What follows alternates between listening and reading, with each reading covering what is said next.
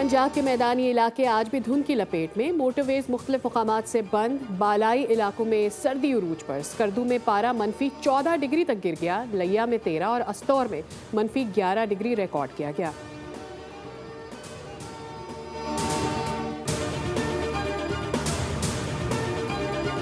Pakistan stock market में शदीद मंदी। 100 इंडेक्स में 1500 से ज़ायद पॉइंट्स की कमी। इंडेक्स 1,83,340 पॉइंट्स की सतह पर ट्रेड।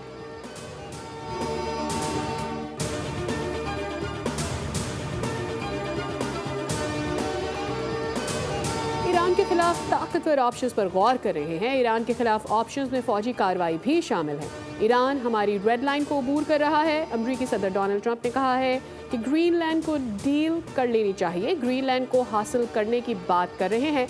वेनेजुएला की क़यादत के साथ अच्छा काम हो रहा है, अच्छा नतीजा निकलेगा।